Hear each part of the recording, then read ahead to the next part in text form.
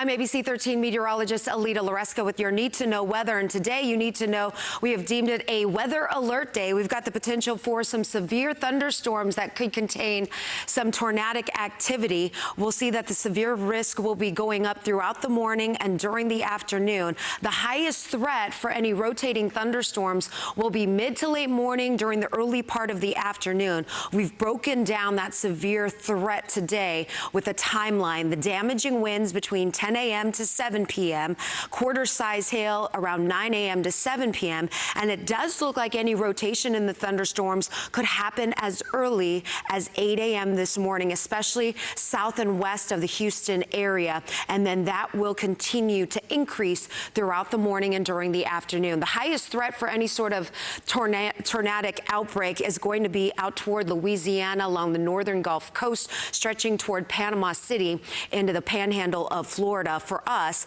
the Storm Prediction Center has given us a 5% chance that any sort of severe thunderstorms that move through the area today could have some rotation and could produce a tornado. A 15% chance that those thunderstorms could throw down some hail. We're talking quarter-size hail or larger, including some severe winds, and those winds exceeding 60 miles per hour. We do have a wind advisory that has been posted by the National Weather Service beginning at 6 o'clock this morning through 6 p.m. on Tuesday. So even behind the front, we're anticipating some strong winds to persist, and these winds could gust up to 50 miles per hour. So let's get right to future track. Scattered showers and thunderstorms will be possible for the morning commute.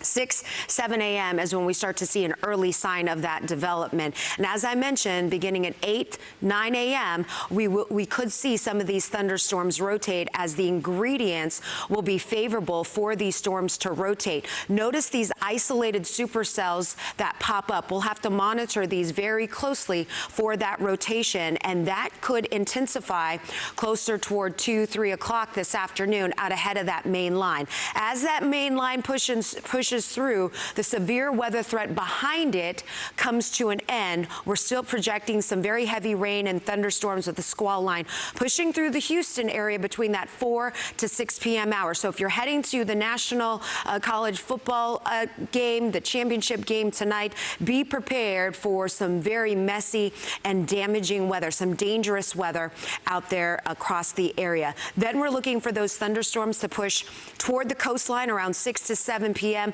That is the front. The severe weather threat comes to an end once the front pushes through, but notice the rain is not done. We've got another round of heavy pockets of rain coming in between 9 to 11 p.m. across southeast Texas, and that finally pushes out of here as we get into the early morning hours on Tuesday, followed by some strong winds coming in from the north and west. We could pick up anywhere between a half an inch to an inch of rain. There will be those isolated pockets, especially east of I-45, that could take up more than 2 inches of rain. That could lead to some isolated street ponding issues. This is going to be a very warm and sticky afternoon with those temperature readings warming into the upper 60s to low 70s ahead of that main line. Here you can see the wind gust potential through the day. We're talking 40 to 50 mile per hour gusts in some spots. Could see those winds slowly starting to weaken just a bit tonight and then re-intensifying as we get into that Tuesday time frame.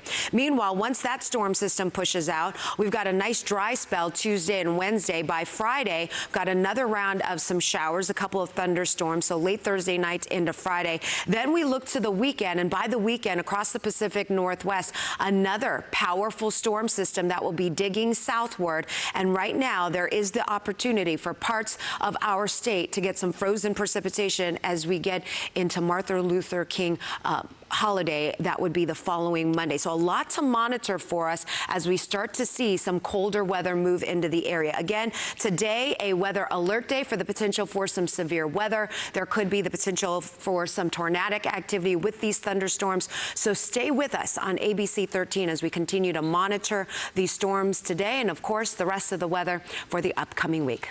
Thanks for watching.